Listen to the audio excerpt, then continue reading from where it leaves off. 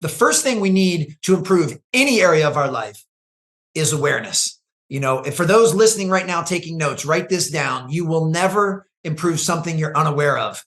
You'll never improve something you're oblivious to, which means awareness is always the first step to improvement. All right, Dr. Allen, welcome to the show. Thanks for being here. Oh, it's fantastic to be with you, Chase. I'm excited for a fun conversation, my friend. Sweet. Well, for the handful of folks in our audience who may not be familiar with you or your work, I'm hoping if you can start out by introducing a little bit of what you focus on, your background, how you show up in the world. Tell us a little bit about yourself. Well, I have the humility to know it's probably more than a handful that are unfamiliar with me and my work, and I am totally fine with that. That's why I get excited for opportunities like this to meet new people and share my message with a new audience. Sweet. Professionally speaking, I spent most of my career as a basketball performance coach, and that all stemmed from my original love of basketball, which was my first identifiable passion. And I vividly remember falling in love with the game at 5 years old, and I'm so thankful that here 4 decades plus later, basketball is still really meaningful to me. And I spent the first portion of my life as a very dedicated basketball player, was able to play collegiately at a small school, Elon College, now Elon University down in North Carolina. And while I was at Elon, I started to develop an equal love for the training side of the game, for the strength, conditioning, the fitness, the nutrition, the mindset. So when I graduated from Elon in the late 90s, I figured what could be better than combining my first love of basketball with this newfound love of performance training. And I decided to become a basketball performance coach. And I was able to do that for just under 20 years. I chose to specialize mostly at the high school level because that's where I felt I could make the biggest impact on their lives, not just on the court, but most importantly off the court. But I was able to work at 2 very renowned programs here in the Washington, D.C. area where I still reside. And those 2 programs have put over 24 players in the NBA. So being able to work with such notable high school players, that got me some contract work with Nike and Jordan Brand and USA Basketball. And I had an opportunity to work with some of the best players in the game and guys like Kobe and Steph Curry and LeBron James and Kevin Durant. And then the latest iteration in 2017, I decided to leave the training space and leave the basketball world and take everything I'd learned and apply it to a corporate keynote speaking career, which is what I currently do. And having an absolute blast teaching executives, entrepreneurs, managers, supervisors, sales professionals, how they can utilize the exact same mindsets, disciplines, and routines as world-class athletes and show them how to apply that stuff to their business. So I think I went over your 90-second mark, but that's kind of me in a synopsis. Bring it. I love it. I love it. Well, I guess for the folks who are listening and watching right now, they know immediately, having heard you articulate your version. I mean, I've got your bio and your CV. We recorded an introduction separate, but they know now why you're on the show, because basically the Venn diagram that you described is similar to my own set of passions. Thought of my first identity was really as an athlete, and there's so many principles that translate from that world of sports to the world of entrepreneurship. And, we like to underscore sort of peak performance here on the show, what makes each of us uniquely qualified to be the best versions of ourselves and to accomplish things that we didn't think was possible. Specifically, I'm hoping to start out in this passion area, because for anyone who's listening, whatever their passion is, they either have one or are reluctant to recognize the one that that is dominating their mind, their headspace, their life, or there's something that they're called to that they're not basically orienting towards. So I'm wondering, you talked about finding basketball as an early passion, and you get to see this in other folks that you've coached. I'm wondering, is there a mystery to identifying passion? It seems like we're either reluctant to sign on, or if we are, they tend to be things that people in the professional world will eschew or frown on because, how are you going to make a living doing that, for example, as a high performance basketball coach? And yet you end up working with the best people in the whole world. So I want you to orient us a little bit around your journey, tracking your passion, what you see in others, how they, how this word passion trips us up, and how we often get talked out of pursuing them because we think it's not, for some reason, not practical. Well, I'm so excited that you pulled on that thread to get us started. I actually think passion is only half of the equation. And to this day, and I'm almost 50 years old, I still believe the single best piece of advice I ever received, I was fortunate enough to receive when I was in middle school. And I had a middle school coach say that the key to high performance, the key to achievement, the key to success, the key to real enjoyment and fulfillment is finding something you're passionate about, but also finding something you're naturally pretty good at, and then finding where those two things intersect. So it's finding something you love to do, finding something you have some natural talent for, and then find where those 2 points crisscross. And that's called your strength zone. And the more time you can invest in working on your strength zone and working in your strength zone, once again, the higher you'll perform and the more fulfilled you'll feel. And I've followed that mantra, if you will, for my entire life. I mean, again, as I said, when I was younger, I had a passion for the game of basketball, and I was a decent enough player to play in the high school and college level. So that was where my intersection was. But when I realized that I didn't have what it took to play the game professionally, then the talent part was starting to run dim. Then I had to figure out, all right, what's another passion and talent? And that's where the performance coaching came in.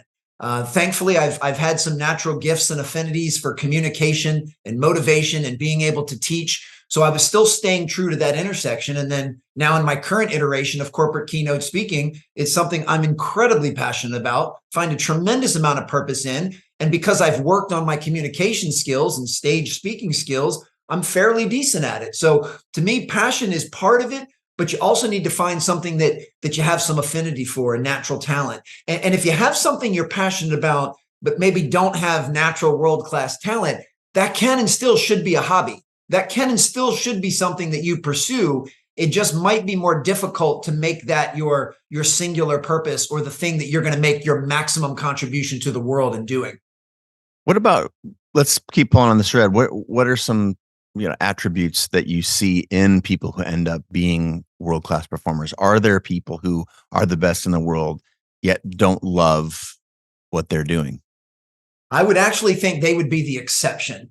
Certainly you're going, and basketball is an easy one. And you can see this at the youngest of ages. You can see someone who's very tall and athletic for their age, and everyone's kind of telling them they have to play basketball because they pass the eyeball test, but they really don't love the game or they don't love the work. And eventually that will run out. My guess is currently in the NBA, which most people would agree are arguably the best 450 players on the planet, the percentage of those players that don't love the game of basketball is probably pretty small. Most of those guys have been able to get to that level, not only because they have natural talent, but they have the passion and the fire that actually stokes the flame that has them put in the work during the unseen hours to get to that level. See, if you don't have the passion, the chance of you being able to will yourself to put in the sacrifices and the hours required to be good in anything. I mean, it doesn't matter if we're talking about photography, podcast hosting, or basketball. In order to put in the requisite hours during the unseen hours to be world-class, you almost have to love it. Well, there's people out there right now who are saying, I love it. I think I'm good at it. I don't know. Now, the thing that I have historically pointed to is, we've had other NBA folks on the show before. Chris Bosh, for example. Detlef Schrempf is a dear friend of mine. He's been on the show many times. And there seems to be I just pull from both of those previous shows that they have said, like, I was very passionate about it. And the skill set, not necessarily that I had, but I was willing to grow that skill set to try and not succeed. You've heard lots of stories. Michael Jordan didn't make his high school basketball team, for example. So right now, the way I want to sort of map this onto our listeners and watchers right now is there's someone who's listening to the show and saying, cool, I have a passion for this.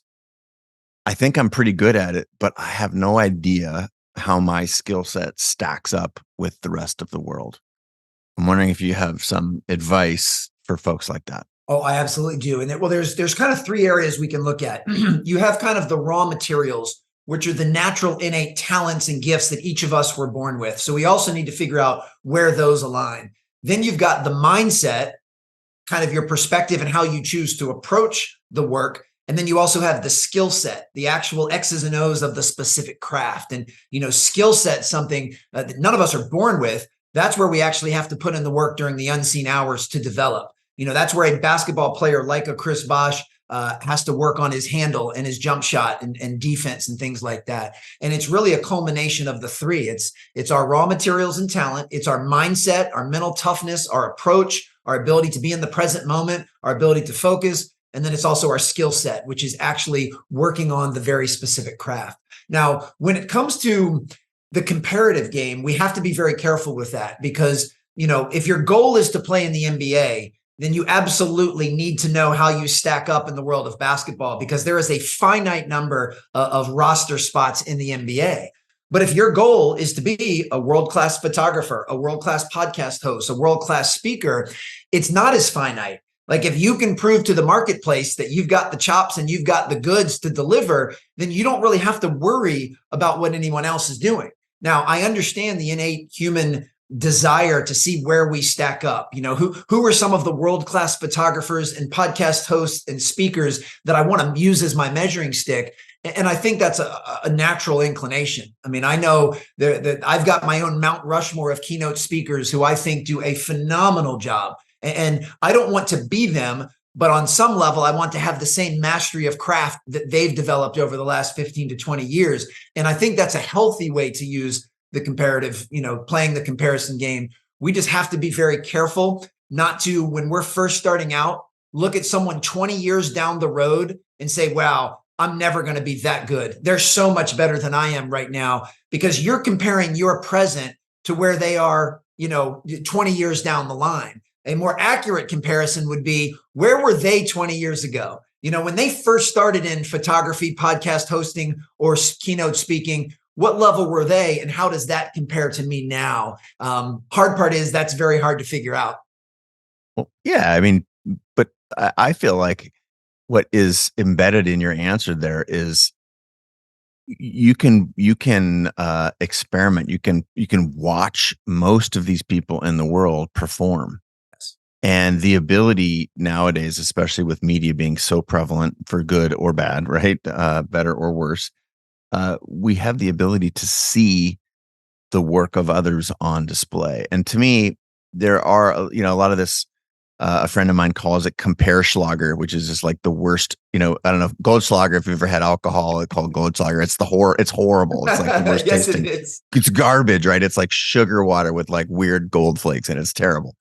And so by extension, my friend calls it Goldschlager, or Comparschlager, which is a horrible thing to compare yourself to others. However, what I like that you said is in those games where it is relative, when there's a finite number of spots, or in the, on the open market, where you're trying to, again, be a photographer who makes a living in a life doing what you love, or as your example as a podcast host or a keynote speaker, you're really comparing yourself with others, but there's an infinite number potentially of spots in the open market in the universe. But seeing what, I have a phrase that you can't be what you can't see. If you want to be absolutely world-class, then deconstructing the lives of other world-class performers is very valuable. It turns out you start to understand and develop a sort of an understanding of what it looks like to be the best in the world, what it looks like to dominate a game in the NBA, or to look, we'll take the photography example. What do your pictures look like relative to the pictures that you see in the magazines, or that your heroes or your heroes have taken? And to me, these are clues that are hiding in plain sight. And most people have a difficult time being real in comparing those things, and or are worried that, oh my gosh, I don't want to take pictures like this person, or how do I go about deconstructing the lives of other people? So specifically with your world, were there basketball coaches that you emulated? Did you read, like Bobby Knight biographies, or like, I know I was passionate about photography and deconstruct. I'd go to the magazine, and because I couldn't afford literally magazines, $5 a pop. I would sit at Barnes and Noble for hours and take notes and look at all these photographs of what photographers and where they were going and what they were doing. I'm wondering if there's an analog for you, and B, if you can then extrapolate this to how others might think about this sort of dual aspect world, where it's sort of both good and bad to compare yourself to others. Oh man, you just hit the nail on the head. It's one of the pieces of advice that I give either aspiring basketball performance coaches or aspiring keynote speakers. And that is kind of get crystal clear on the person who's doing what it is that you aspire to do. And these can be at different markers. This could be someone that's maybe only 2 or 3 years ahead of you. This could be someone that's 2 or 3 decades ahead of you, but you need to get crystal clear on the path that you're trying to forge and then learn from them. And that's, as you just said so brilliantly, and one of the reasons shows like this are so valuable is because we do now have more readily available information to learn from these greats and to deconstruct that. I did follow a very similar path to you, and I spent many an hour in Barnes and Noble reading through magazines and books, and you hit it on the head. I mean, I had a list of coaches that I wanted to learn from, and it, I knew that I didn't want to be a basketball coach like a Bobby Knight or a Coach K, but I wanted to be the same type of leader. I wanted to be able to build the same type of culture. I wanted to have the same type of impact. So those were the type of traits that I was trying to learn from. And I've always been a big believer in, being fairly broad in that search. And then over time, you'll start to find your own voice. When I was early in my training days, I was kind of a cheap carbon copy of the coaches that I was emulating because I hadn't found my voice yet. And then I did that again when I became a keynote speaker. I was kind of walking and talking and sounding like the keynote speakers that I most admired. And it took a little time for me to kind of shake some of that imposter syndrome and really focus on my voice and what I can bring to the table and some of my unique perspectives. And yeah, that's absolutely the process. And as you mentioned, there's no shortage of information in today's day and age between podcasts and YouTube and social media for us to do that deep dive. And I also recommend that folks try and reach out personally. I mean, I have people DM me all the time saying, Alan, what do you recommend I do if I want to become a speaker or I want to get in the basketball space? And I do remind them, well, don't do the things I'm doing now. You need to do the things I was doing 5 years ago when we were at about the same level. And I'm always happy to outline those things because so many people have helped me and have lended a hand to me. I always feel indebted, to pay that forward and to help those coming up. Well, you've done it in the form of a couple of books, which we'll talk about in a little bit here. But I'm going to keep pulling on this because there are, when we look around and we see models of people who seem to be living the lives that we aspire to live, or it appears that someone out there has a similar set of values that we have. The reality is you don't actually know how they got there, right? You don't know because it's the time, and you've said it a couple of times already. It's like the unseen hours or something like that go in. And there is a belief, I believe, in modern culture that there are shortcuts, that there are hacks, that there are cheat codes, if you will. And because we don't actually get to see the process, let's go back 1,000 years. We used to see, Steve, our tribe mate, you'd see Steve put in the hours to be the best hunter of the group or something. And you would see Steve start out not being a very good hunter. And then you would see him be a better hunter and a better hunter. And then pretty soon it makes sense that Steve is great because you've watched Steve over 10 years become a great hunter. This is a horrible analogy, but follow me on this it's one. It's pretty dead on. Okay. And then now fast forward to the internet, and you snap your fingers and you look in the Instagram universe, and there are potentially, technically it's finite, but let's say there's virtually an infinite number of world-class performers that are on display. However, you did not get to see anything about their path, right? You just see them. I went from not knowing Steph Curry to seeing Steph Curry in action, and he's the best in the world at shooting the basketball. So that's pretty insane. And I can't help but think that we are then completely displaced. We have completely unrealistic expectations of what it took to get there. So there are tens of thousands, you've heard Malcolm Gladwell say it, hours that have gone into crafting a peak performer, a world-class, athlete or entrepreneur or creator.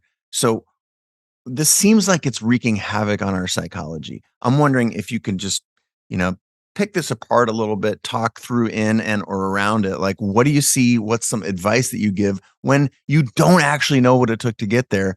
You can still want it, but most of us don't know where to start or how to go about it. Well, once again, you're so insightful, and I'm glad you went in that direction, because that is a major blind spot that we as a society have. And it's only propagated exponentially on social media. And it's actually one of the core themes of why I love my work and why I hope my work is having an impact, is because my goal is to give folks a peek behind that curtain. You mentioned Steph Curry.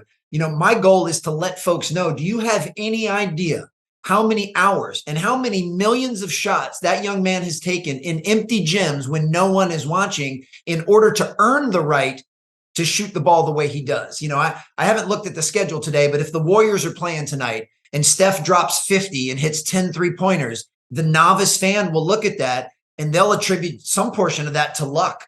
They won't have an understanding of what it took for him to be in the position to earn the right to do that. And that's part of what I try and share, whether it's on the basketball side or the business side. Some of the best entrepreneurs and executives and business leaders I've ever met spend a relentless amount of time in the unseen hours working on their craft and preparing and doing the due diligence required to be successful. And that's what I try to shine a light on, because so many people are already shining a light on the results and the outcomes and the finished product. And, one of the signature stories I tell almost every time I'm on stage was the first time I met Kobe Bryant back in 2007. And I watched one of his really early morning workouts. And at that time, as a younger coach, I was really surprised that he was doing very basic drills. And when I had a chance to talk to him later that day at camp about it, he said something to me that changed my life forever. He said the reason he was the best player on the planet was because he never got bored with the basics. And the hairs on my neck still stand up every time I say that phrase, because there's so much truth behind that and so much power. World-class performers have a strong respect and appreciation for the fundamentals, for the basics, and they work on those things relentlessly, almost to an obsessive degree during the unseen hours. And they know that that level of mastery is what creates the foundation to which everything else is built. And while the world-class performers know that, most of everyone else that's just watching on Instagram isn't aware of that. And that's what I'm trying to do in my work, is bring a level of awareness that these folks are not great by accident. They're not great by luck. They're great because what they're doing when we're not watching is what's setting the tone for what they do when millions of people are watching. Well, I love this. So we're almost full circle already here. This idea that this goes back to passion for me. This is the connective tissue. It's like you have to be so psyched with what you're doing that if you're Kobe Bryant, you are still practicing a really crisp bounce pass. You are still, what spot on the rim am I looking at as I'm letting the ball go? What finger is the last finger to touch the ball? Like all these things. And you can imagine if you didn't have passion for something, it would be difficult to appreciate all those little details, and therefore difficult to practice these fundamentals that, as you indicate, are the things that make someone like Kobe the best in the world at what they do. The absolute obsession.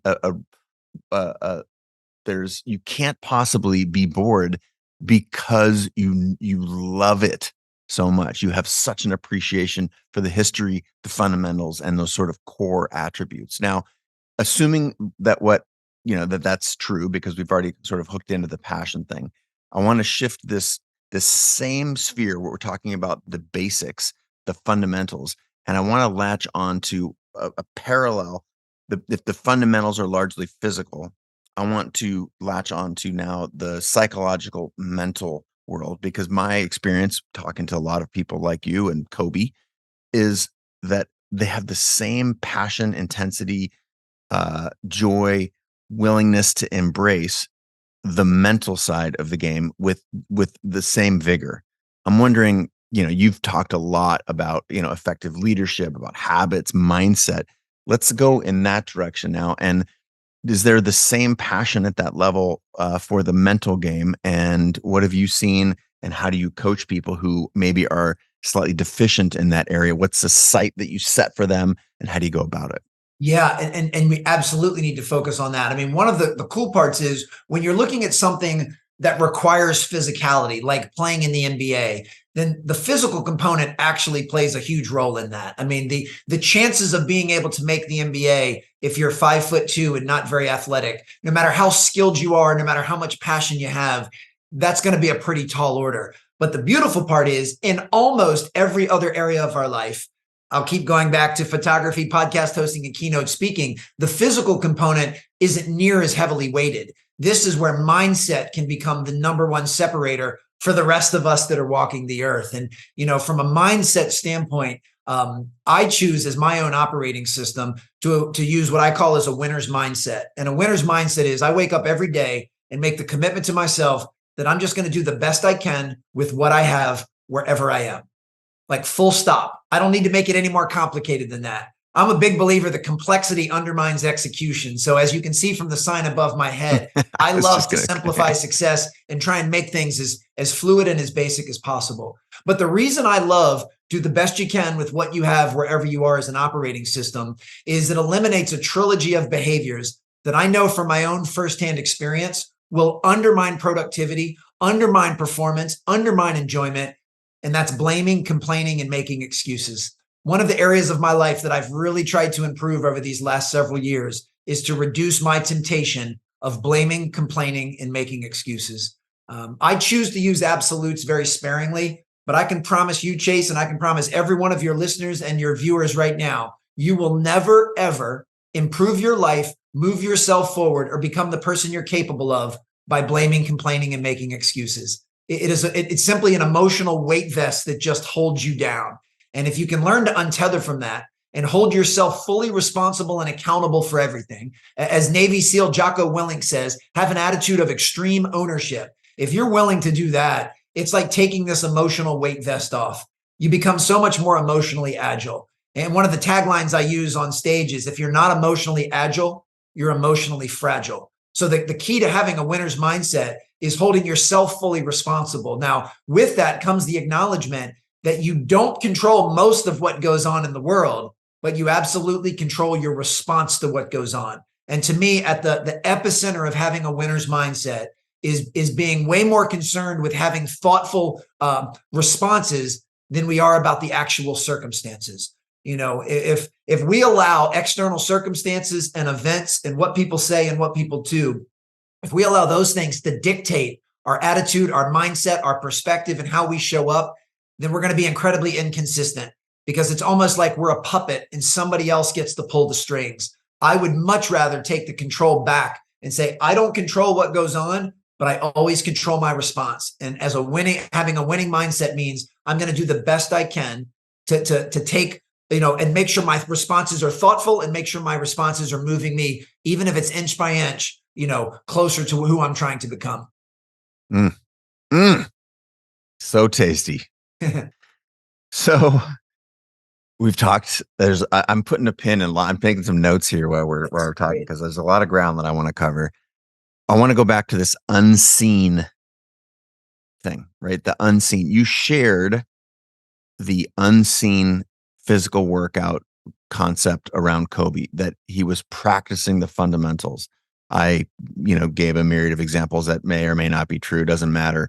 But I want to map that onto the unseen mindset effort that the world's best put in. As a coach for these folks, you see it. And I'm wondering if you can talk about what are some of those attributes, if you've got a story or something that'll help us relate to what are these unseen, the mental effort that goes in the unseen hours for the world's best that you've coached. Well, the one unifying factor is they've learned how to focus on the present moment. There's other ways that we can say that. We can say be where your feet are, which means wherever your physical is, make sure that's where your mental and your emotional is as well. But I'll unpack it even further. There's three characteristics that I've seen world-class performers from basketball to business do as far as staying in the present moment. The first, they learn how to refocus their lens on the next play. The second is they refocus the lens on what they actually have control over. And third, they refocus the lens on the process. So I'll break each of those down briefly, and then you let me know if you want to expand. The first is next play. And I use that terminology because of my history in basketball. An elite level basketball doesn't worry about the shot they just missed or the turnover they just made or the referee's inability to make a call, because they understand that play is now over. It's in the rearview mirror. It's behind me. It's unchangeable. And they know that any mental, physical, or emotional energy they waste on something that's in the past that can't be changed means they don't have that energy to invest in the present moment where they can still make a difference. So they've learned to quickly move to the next play. Of course, no player wants to miss a shot or turn the ball over, but they know that it's a part of the game. And when it happens, boom, they quickly refocus the lens on the next positive action that they can take. So first is refocus the lens on the next play.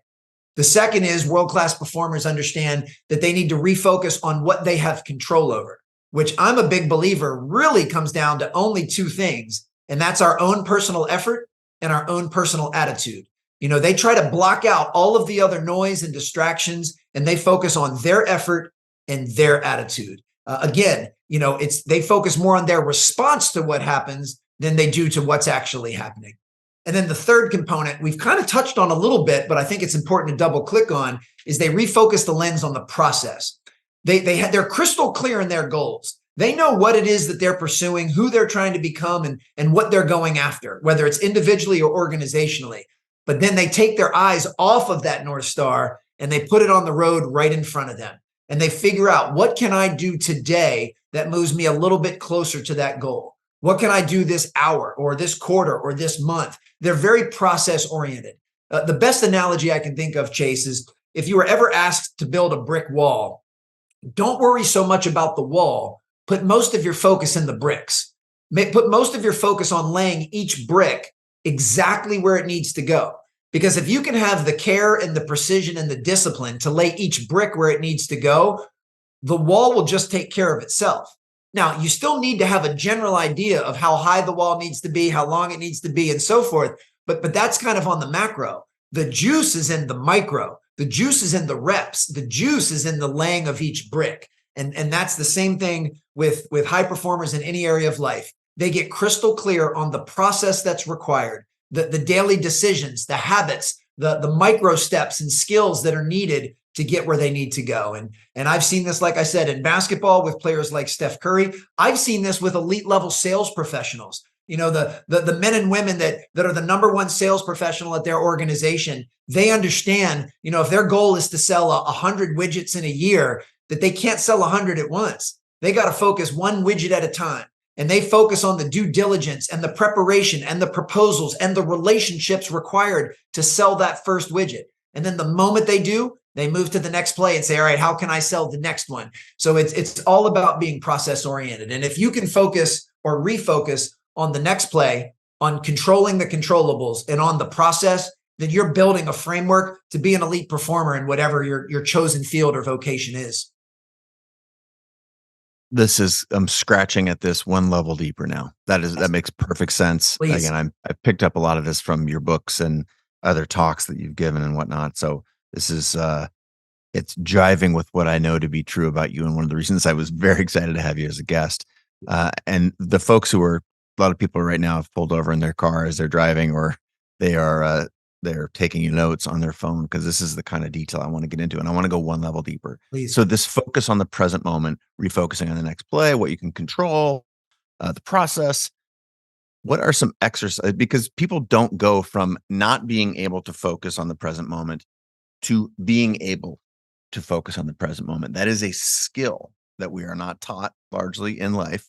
So what are some things, some either exercises, or can you tell us a story about what activities one ought to be doing, or how one ought to be thinking, what actions one ought to be undertaking to become better at focusing in the present moment. Well, this is why you're world class at what you do, man, because you always go one level deeper. And I really admire and respect and appreciate that about you. And I'm so glad that you wanted to go in this direction. The first thing we need to improve any area of our life is awareness. And for those listening right now, taking notes, write this down. You will never improve something you're unaware of. You'll never improve something you're oblivious to, which means awareness is always the first step to improvement. And the reason this is, applicable to what we're talking about now is the first step to improving your focus is having an awareness of when you're unfocused, is having a conscious awareness of when your mind wanders or when you're distracted or when you find yourself emotionally charged because, as you said, someone just cut you off. And the best thing we can do in those moments is exercise a little bit of patience. Take a beat, take a breath. Don't believe that you have to emotionally set to any default, but that you can actually be very conscious and thoughtful in how you choose to respond. And with that, the acronym that I learned from Lou Holtz, the Hall of Fame football coach at Notre Dame, this is something I stole from him 2 decades ago, is the acronym WIN, W-I-N, and it stands for what's important now. This is the recalibration exercise I use in my own life, and I do this dozens and dozens of times a day, Chase. I ask myself, what's important now? I take a breath, I take a beat, and I ask myself, am I choosing to place my attention in what I believe is most deserving of it in this moment? I'm going to say it again because it's that important. Am I choosing to place my attention in what I believe is most deserving of it in this moment? Right now, without question, having a great conversation with you and adding value to your audience is the most important thing to me at this moment. So you have my undivided attention. I don't have any other browsers open. I don't have, my phone is actually in the other room. I don't have a TV on. I have nothing going on. And these are systems I've put in place to reduce the temptation that I'll get distracted so that you'll have my full undivided attention. And if we can set those types of systems up at different areas in our lives, it helps us to remain more focused. And then when we have an awareness of when we're unfocused, which still happens all of the time. I mean, this is something I am so consciously aware of and have been working on for years and years, and I'm still not coming from a place of mastery. Being in the present moment is arguably the biggest challenge I face every day because, like all of your listeners and viewers right now, there are so many things vying for our attention, most of which are on those devices that most people choose to be tethered to 24/7.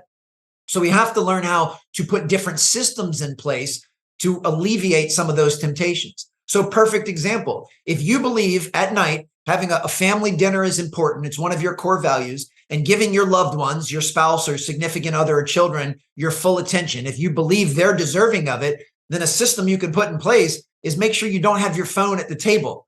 Make sure the TV's not running in the background. And I'm not saying those out of places of judgment. Everyone can have whatever type of dinner they want. But if you want to reduce the chance that you're going to become distracted when you've already decided what's most important, then you need to put some of these guardrails up. And to me, I love structure. I love consistency. I love putting systems and processes in place. So for me, I try to do the heavy lifting before I get there. I try to eliminate any potential distractions before I log on to have a conversation with you so that it'll eliminate the chance that will actually happen. And then even within this conversation, if I find my mind starting to wander, I wonder what Chase is going to ask me next, or I start going, man, I could have said something else in my previous answer, then that's my cue to quickly block those things out. Don't worry about the past or worry about the future in this moment, but get back to being fully present. So that's a recalibration exercise, this WIN, win, that I use dozens and dozens of times a day. I absolutely love it. And thank you for being willing to sort of go to that depth about your personal practice. Any storytelling or examples that you've seen out there in the world for others, like, or maybe can you take a picture for us or, pull the curtain back on what kind of practices that you've seen for other elite performers? You've talked about the win for yourself. Is there, meditation habits? Like what do people, my wife is a meditation and mindfulness, basically an awareness teacher. So I've got this presence in my life, and she's like, when she is listening, it is something I experience very rarely out in the world. Someone listening as intently as my wife will listen to me. which cuts both ways, but I have a great shining example in my life. And I find that shining example, not dissimilar to the past, we've talked about how you can't be what you can't see. So you see someone out there, and you want to be world class. I've got an example right in front of me, which is my wife, Kate. You have just provided a vehicle for us to how to think about it. Any other examples, any other series or sets of practices that you've seen at elite levels that, whether this is Kobe Bryant or a player we've never seen, or an entrepreneur that you've coached, it doesn't matter to me. I'm just looking for another set of behaviors. What are some common threads that you see in practicing the ability to be present, mindful, and aware?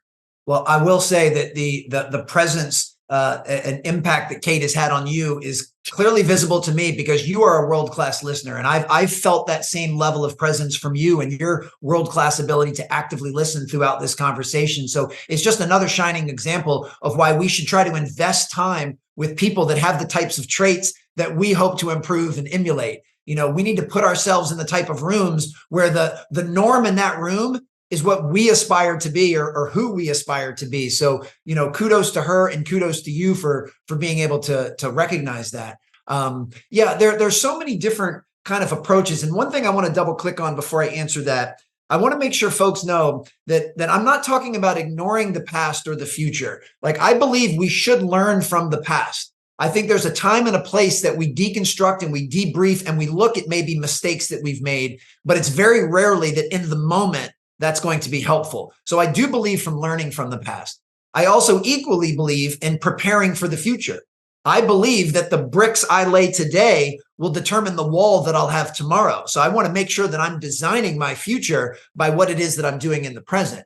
I just don't believe in living in either one of those spaces. I believe that most of the time, most of my faculties should be what's right in front of me in the present moment, because that's what I have control over.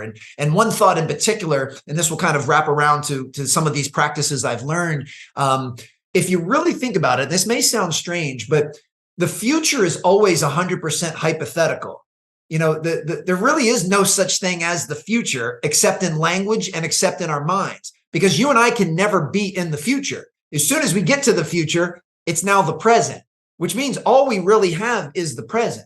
Well, if the future is 100% hypothetical, then why don't you guys like you and I tell ourselves stories that serve us well? Like, if we're able to just hypothesize on what the future is going to be, why don't we allow our minds to assume that things are going to work out in our favor, assume that things are going to go well? And when they don't, we know we have the emotional skills and tools to deal with it in that moment. But one of the things I see rampant in society is this doom and gloom, that people just make the assumption that this isn't going to work. This isn't going to happen. I'm not going to make this shot. Oh my gosh, I got a free throw and the game is tied. There's 2 seconds left. What happens if I miss? Well, that's just as hypothetical as if you say, what happens if I make it? Both are completely made up. So what I'm trying to rewire myself to do is to try to hypothesize that the future is going to be bright, that things are going to work out. I'm going to assume that I'm going to make that shot, not assume that I'm going to miss it. If it's all made up anyway, I might as well tell myself a more favorable story. So that's the other reason that helps us in that present moment. And that's where a guy like a Stephen Curry, he has what we call a whiteboard memory. He whatever was just written on the whiteboard, if he doesn't like it, he can wipe it clean and wipe the slate clean and start fresh, which is why a guy like Stephen Curry can miss his first 5 shots in a game, but he shoots that 6th shot with the confidence as if he had just made the previous 5. He doesn't drag the negative energy or the pessimism of missing 5 shots into the 6, because if he starts dragging that baggage into the present moment, it will detract from his ability to do that. No different than you're a sales professional and your first 4 proposals or meetings or calls of the day did not go the way you preferred. You heard 4 no's in a row. Well, do you have the emotional integrity and the presence of mind to leave that behind you and refocus on that 5th call or that 5th meeting or that 5th proposal? And world-class performers do that. And I see that all of the time. And it's something I'm trying to really level up and prove in my own life so that I'm not dragging these things from the past into the future or into the present. Laser beam. Okay. So I want to, gosh, so many different things to go here. I've got two places that to me are mysteries for other people. One is around coaching in particular, Sure.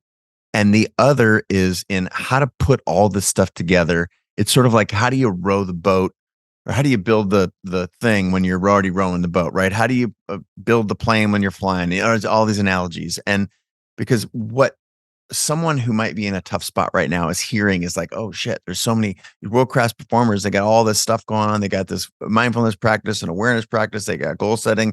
They're training themselves not to live in the past and not to live in the, there's 1,000 things going on. So that's one bucket of things I want to talk about. And the other one is specifically coaching. And I'm going to start with the second, and then we're going to end with the first. So the second, this coaching thing is, the value of coaches seems to me wildly misunderstood. And if you think about, you're talking about Steph Curry being the best in the world, and you ask the question, does Steph Curry have coaches? Yes, is the answer. Not only does he have coaches, he has lots of coaches. Arguably, he has nutritionists. He has, chefs. There are psychologists. There are, trainers. There are coaches for all these different disciplines. And so what people miss is that in order to be great at something, it helps to have accountability, to have people outside yourself, to have coaches, to have peers, to have friends, admirers, co-conspirators. So there's this community that we have. I myself, for example, I used to golf as a young person, took 30 years off, thought the game was goofy, came back to it in COVID. And now I find it's not an accident that many of the world's top performers are really avid golfers, because the game is really hard. And I got myself a world-class golf coach, and it has been transformational. The same could be said for trainer. I've had world-class trainers, and that it comes, there's a perception culturally that is a weakness.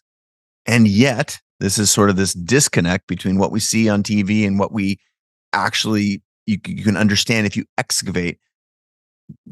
People have coaches if they want to get better. Now, the concept of having a coach sounds expensive. So what would you prescribe to people? Maybe, range of incomes. How valuable do you think coaching is? And in what areas of life are coaches, can coaches be helpful? Some of these things that we're talking about right here.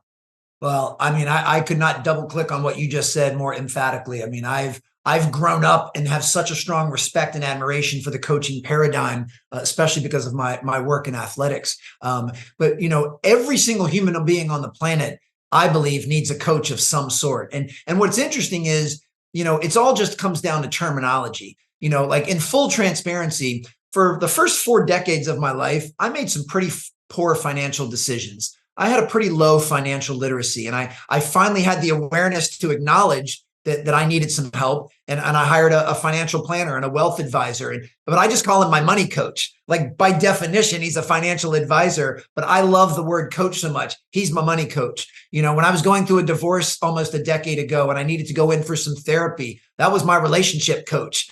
She was a psychologist and a therapist, but I love the word coach because of how it resonates with me. And the reason I say that is, if the word coach has a different connotation for one of your listeners, you don't have to use that word. You can call them whatever you want, but the paradigm is important for 3 specific reasons. One, we need to have high discernment in bringing people into our lives that have the experience and expertise that we don't currently have.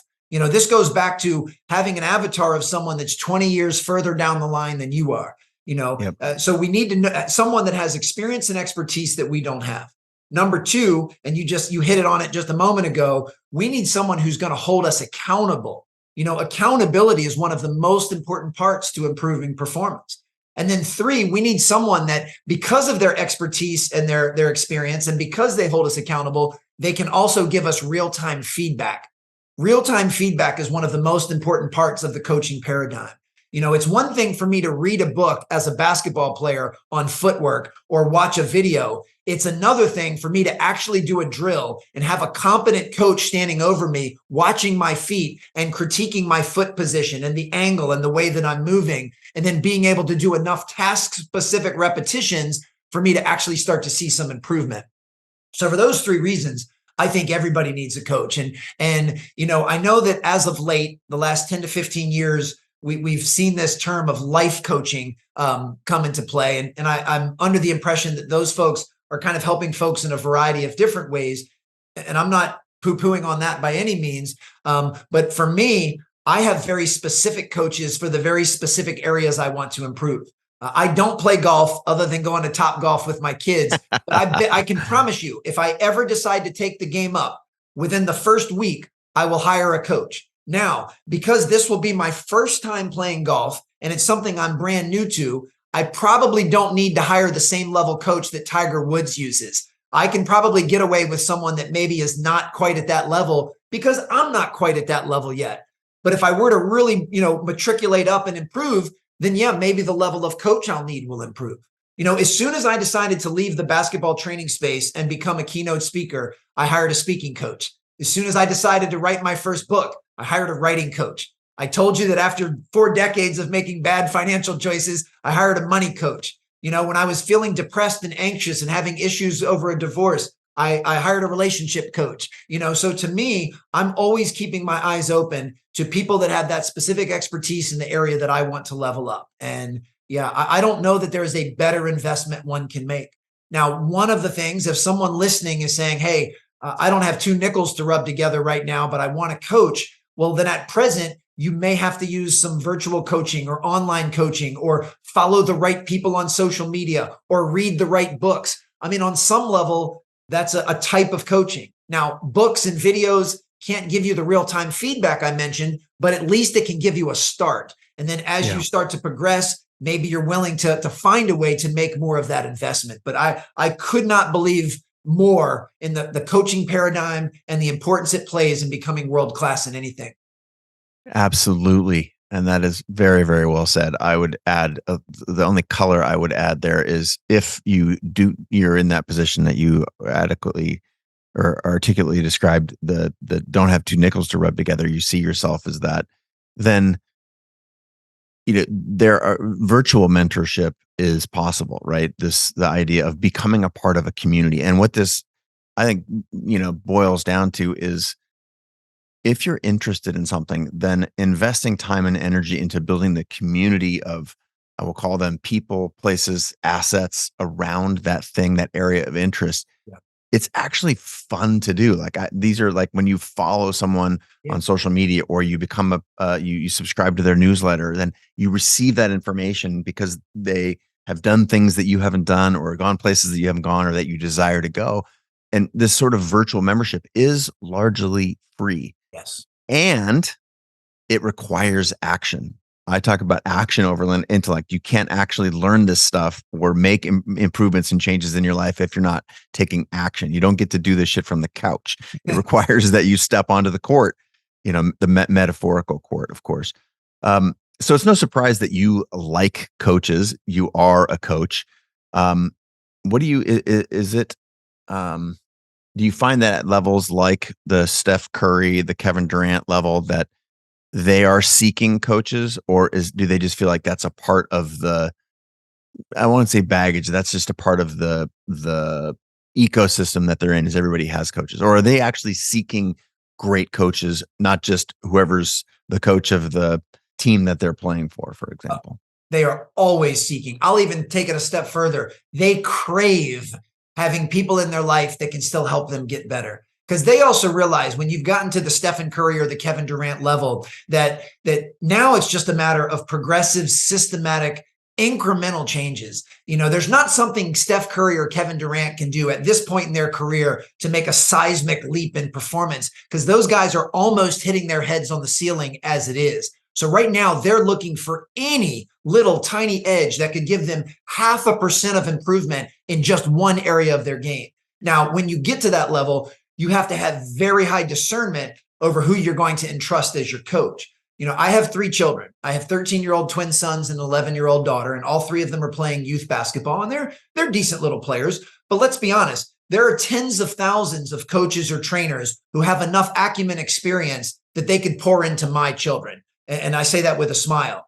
there's only a handful of people on this planet who have the experience and acumen to pour into Kevin Durant and to Steph Curry at this point in their career. So they've really narrowed the pool down because that's how world-class they are. So yes, they are always in searching and craving and looking for people that can help. And they also do that from kind of a holistic view. They don't just say, who's someone that can help me improve my shot mechanics? They say, who's someone that can improve my nutrition or my mindset or there's so many different areas that go into building an elite world-class performer in any area of life that they're open to looking for that in different areas. And I think that's the mindset that all of us should have. So as I mentioned with the golf instructor, if I just start playing golf now, I don't necessarily need the best golf instructor on the planet to help me. It's kind of that adage that, in order to help a third grader, you just need to be in fourth grade. It's that same kind of concept here.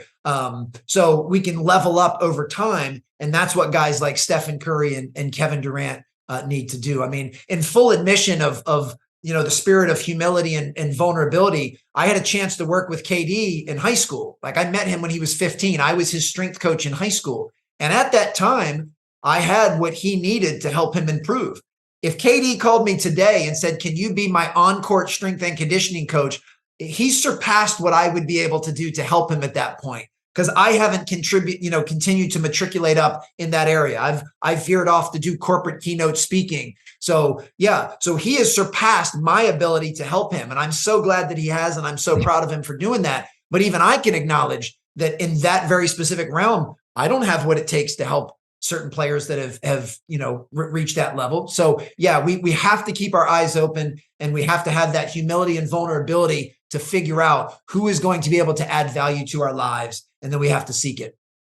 Yeah. This concept of community, I think most people, I've used the book in my last book, I used the example of Metallica. You see 4 people on stage. You're like, wow, that was a great show. But you don't realize that there was another, 150 people behind the scenes making all kinds of stuff happen. And it's easy to articulate that point with the, elite performers like the basketball world that we've been speaking about, and any extension of that you can come up with your mind and in an area that inspires you if you're listening or watching right now.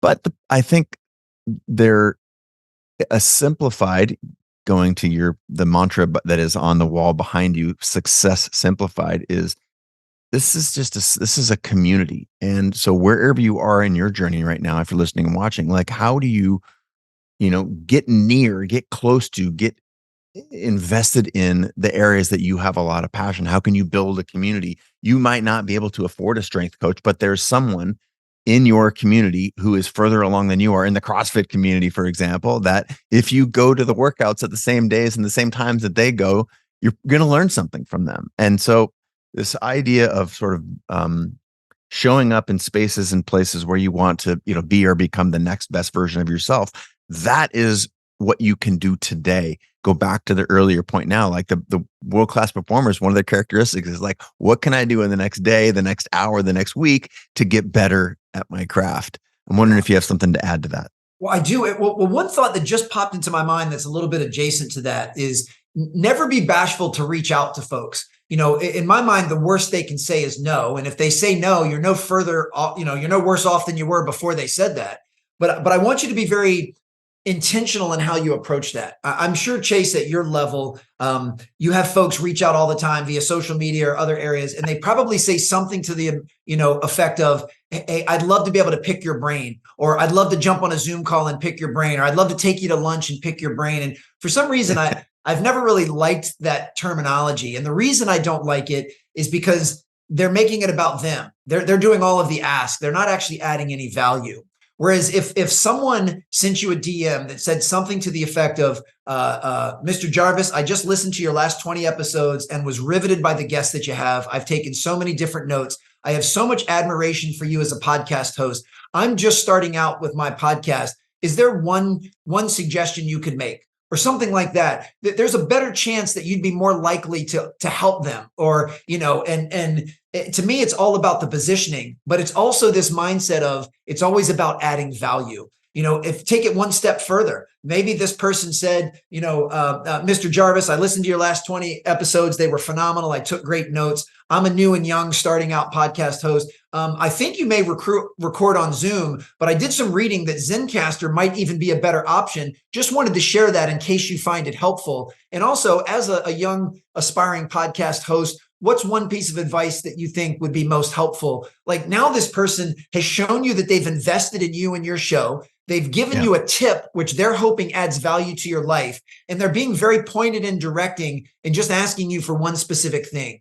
They're not taking advantage of saying, hey, I want to spend an hour with you. Well, of course you want to spend an hour with Chase Jarvis.